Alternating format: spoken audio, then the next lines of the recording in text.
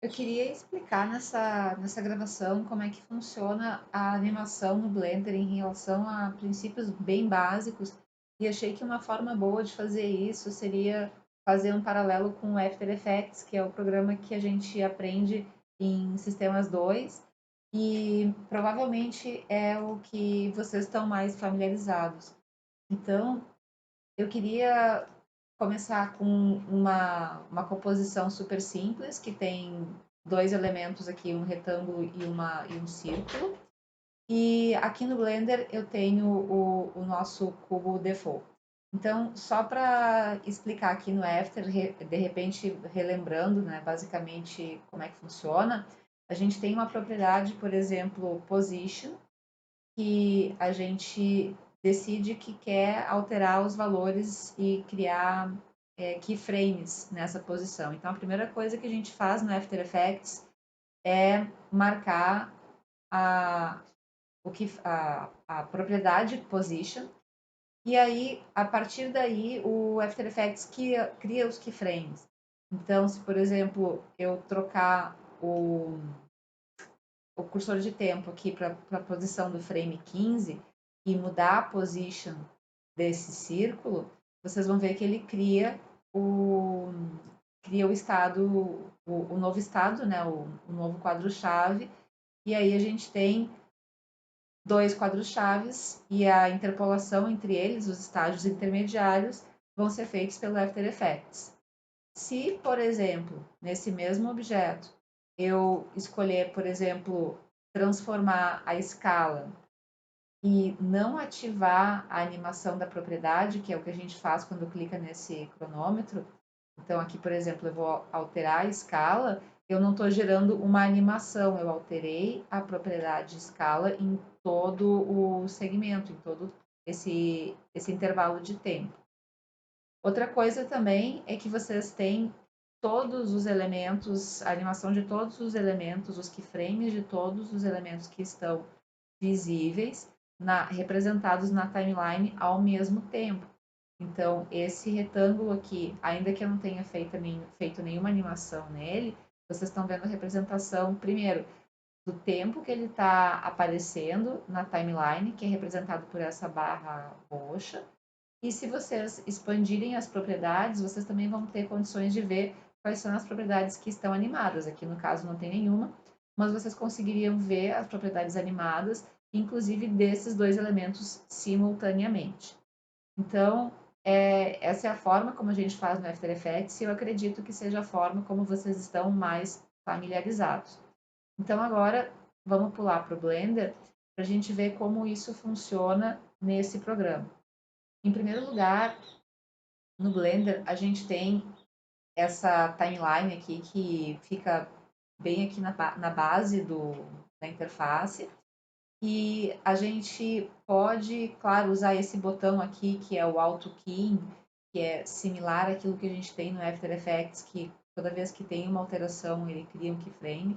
Mas eu gostaria que a gente não usasse ele agora e a gente fosse fazendo de um jeito que é um pouco mais trabalhoso, mas que também vai deixar a gente mais consciente dos comandos aqui para fazer a animação. Então, uma animação simples desse cubo se movimentando no eixo, no eixo Z. Então, o que a gente vai fazer? Primeira coisa, a gente vai inserir um keyframe.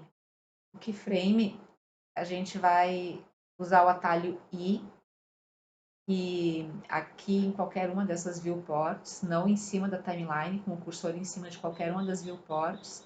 Então, vocês apertam I e aí logo aparece um menu com vários tipos de keyframe. Aqui a gente tem a primeira diferença em relação ao After Effects.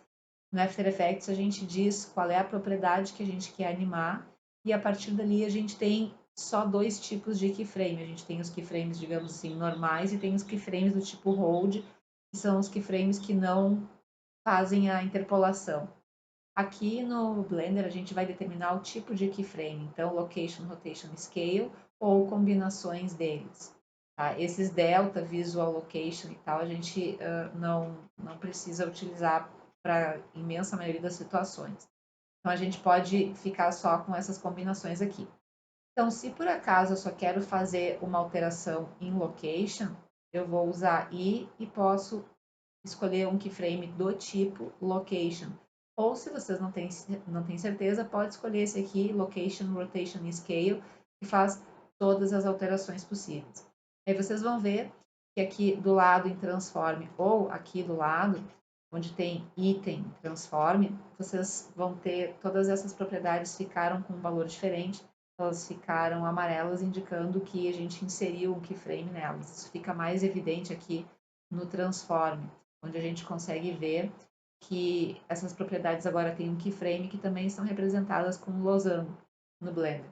E aqui também um pouco mais discreto, mas na timeline, bem aqui no cantinho, no frame 1, a gente viu que adicionou um keyframe. Então, se vocês quiserem fazer a animação, a gente vai deslocar aqui para o cursor no frame 20, por exemplo. No Blender, a gente tem essa animação, ela tem 24 FPS. Então, aqui a gente não chega a ter 1 segundo. Se a gente quisesse que ela tivesse a duração de 1 segundo, a gente digita aqui. Tá? E digamos que eu queira fazer alteração no movimento dele, né? Na transformação do location. Então, eu apontei o frame que eu quero, G e Z, e vou fazer a alteração aqui. E o Blender não vai criar o keyframe automaticamente como o After faz, até porque eu não estou com o Auto Key ligado, então eu preciso, depois que eu fiz a minha transformação, usar I e Location, Rotation e Scale. O Blender tem um zoom da timeline parecido com o do After Effects, essa barra aqui. Tá? E a gente também pode restringir o loop da animação aqui em Start End. A gente pode colocar, no caso aqui tem 24, eu vou colocar 30 frames. Então, quando eu der espaço, eu vou ver essa animação aqui.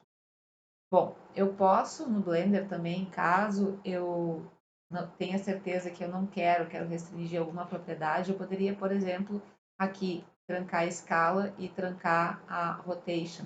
Então, se, por exemplo, eu aqui no frame 10 decidir que quero fazer uma transformação em escala, eu vou usar S, ó, eu nem consigo fazer.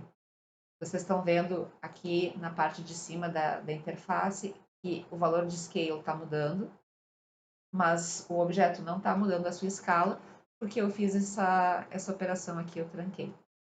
Bom, uma outra coisa em relação ao Blender é que se eu, por exemplo, fizer Shift A e inserir um outro objeto, por exemplo, uma esfera, colocar mais aqui para o lado. Tá? E se eu fizer uma animação nessa esfera, eu não vejo ao mesmo tempo a animação do cubo. Então, por exemplo, e Location, Rotation, Scale. E agora aqui eu vou fazer uma transformação em escala na esfera e vou colocar outro keyframe, também do tipo Location, Rotation e Scale. Então, quando eu dou play na animação, eu vejo as duas animações, mas eu não vejo na timeline os dois objetos ao mesmo tempo, os keyframes dos dois objetos ao mesmo tempo. É como se eu estivesse no After Effects e visse apenas uma das camadas e não visse a outra. É claro que isso não é muito prático, né? Então vocês devem estar se perguntando como é que a gente faz quando tem vários elementos. Isso realmente na timeline fica difícil de fazer. Então a gente vai usar outros dois editores que eu vou mostrar agora para vocês. Eu só vou reconfigurar aqui a minha interface para deixar esses dois um pouco mais visíveis. Então, eu vou colocar aqui na visão lateral e vou colocar aqui nessa segunda divisão um editor chamado Dope Sheet, que vai mostrar alguma coisa parecida com o After, só que como a gente agora tem tem três eixos, né? Então tem transformação de location, de posição em três eixos e em escala em três eixos, fica parecido com aquilo que a gente faz quando transforma um objeto em 3D. Então, acho que aqui dá para ver. Ó, então, aqui no After também a minha timeline fica com mais propriedades, né? No Blender também.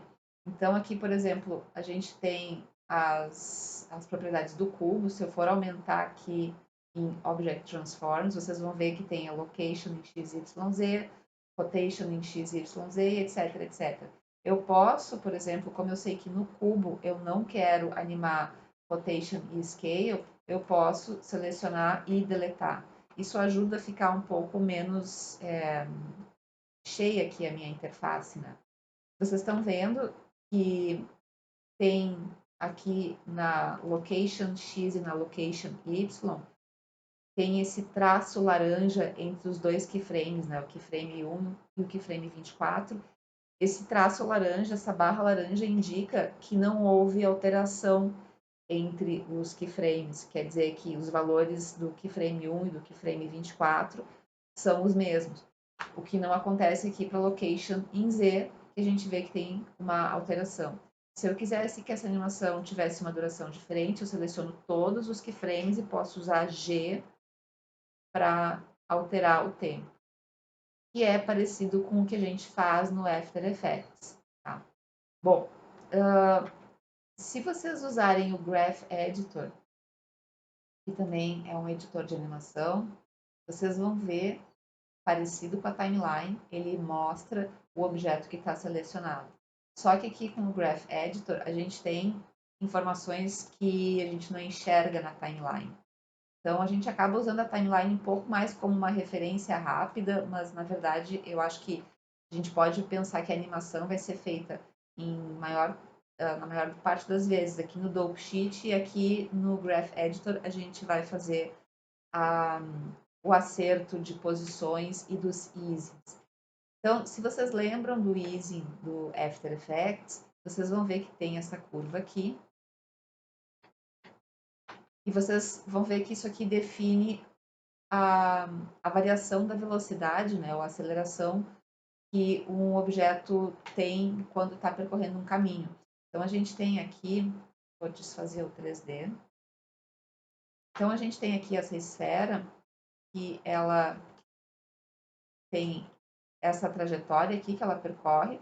Se eu selecionar a propriedade que está animada e for aqui no editor de gráfico, vocês vão ver que tem um gráfico sem curvas. Por quê? Porque aqui a gente vê que durante esse intervalo de tempo a velocidade não muda.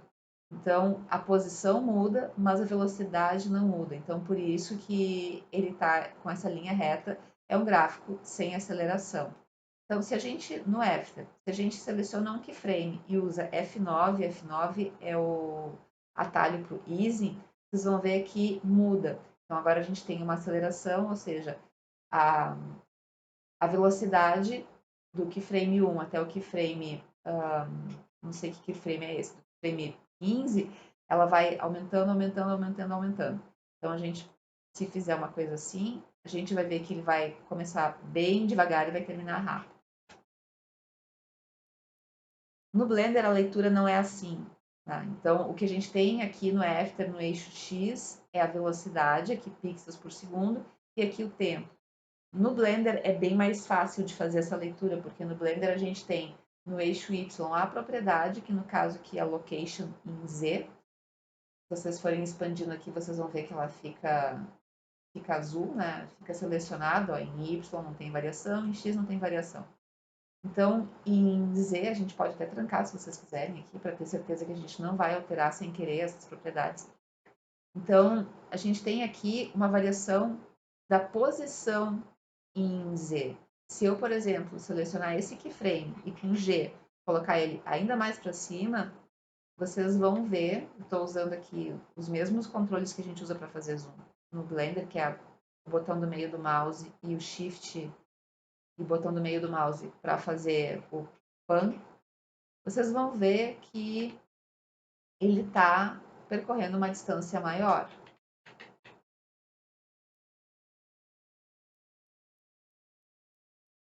E vocês também conseguem ver que essa curva indica a variação que essa trajetória faz ao longo do tempo.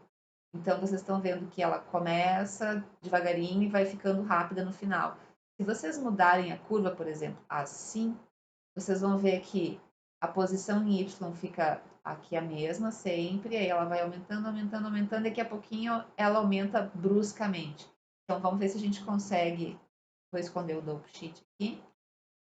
Então, vamos ver se a gente consegue ver isso. A gente vai começar bem devagarinho a aumentar o valor de Z, né, o valor da propriedade, e mais ou menos a partir daqui, acho que do frame 16, 18, ela vai aumentar muito bruscamente.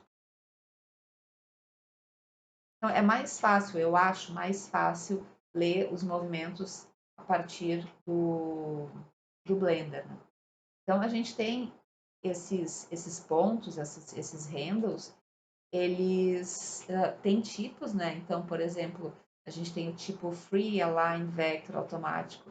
Se a gente usar o tipo Vector, a gente vai ter uma linha reta aqui do outro lado.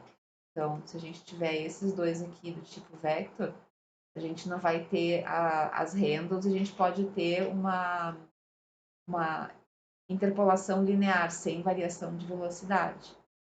Então, acho que isso é o básico para a gente começar a fazer animações com o Blender.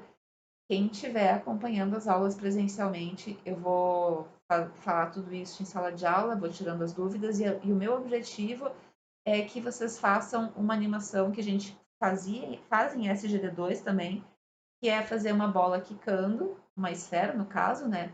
E se deformando. Eu acho que é melhor a gente fazer isso alterando só um eixo, então vamos fazer só a transformação em Z e depois fazendo a alteração da escala quando ela chegar no chão.